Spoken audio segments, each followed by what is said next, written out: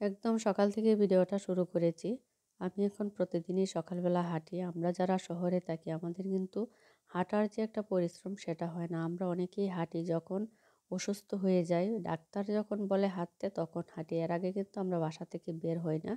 যে কোনো প্রয়োজনে একটু বের হলেই রিক্সা, অটো এগুলো দিয়ে আমরা চলাফেরা করি। কিন্তু হাঁটাটা খুবই প্রয়োজন শরীরের জন্য। আসসালামু আলাইকুম, সবাই কেমন আছেন? হাঁটতে হাঁটতে একদম বাসার কাছেই রেল লাইনের পাশে এখানে বাজার বসে। ভাবলাম এখানে দেখি বাজারে কি কি শাকসবজি পাওয়া যায়। তাজা শাকসবজি নিয়ে আসে এখানে, এখান থেকে কিছু কিনে নিয়ে যাব।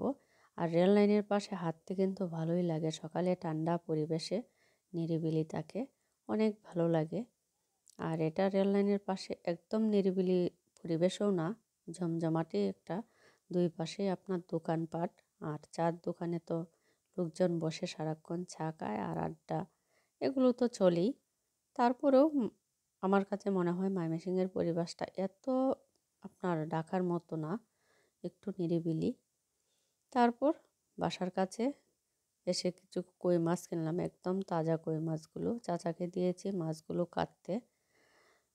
শাক সবজি তারপর হচ্ছে আপনার মাছ, এগুলো নিয়ে বাসায় এসেছি নাস্তা করে। তারপর রান্নাটা শুরু করব। কালা ওইদিকে সব কিছু কাটাকুটি করছে।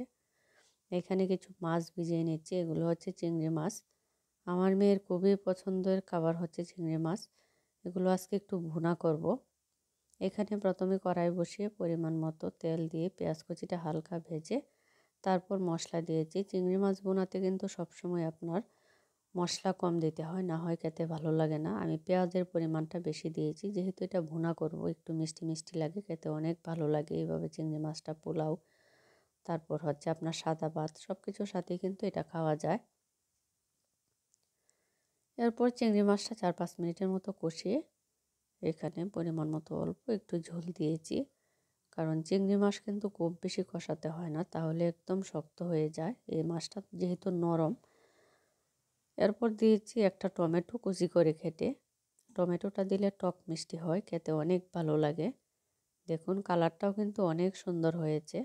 এভাবে চিংড়ি মাছটা ভুনা করে দিয়ে তারপর আপনার দিয়েছি সাথে কয়েকটা মটরশুঁটি। এগুলো কিন্তু আমি শীতকালে যখন অনেক বেশি মটরশুঁটি পাওয়া যায় তখন কিনে এনে ডিপ ফ্রিজে রেখে দিই, সারা বছরই খাওয়া যায়। আমি কিন্তু টমেটোও রেখে দিই। এরপর সবসময় আপনার তরকারিতে টমেটো সস বানিয়েও রাখি, আবার আস্ত টমেটোগুলো কেটে রেখে দিই ফ্রিজে। সুন্দর আপনার তরকারিতে দেওয়া যায়, ভালোই লাগে খেতে। আজকের ভিডিওটা কেমন হয়েছে অবশ্যই কমেন্ট করে জানাবেন। যদি ভিডিওগুলো ভালো লাগে, আমার রান্নাগুলো আপনাদের পছন্দ হয়, আমার পেজটা ফলো দিবেন, লাইক কমেন্ট করবেন। এরপর তরকারিটা রান্না প্রায় শেষ, কয়েকটা কাঁচামরিচ দিয়েছি।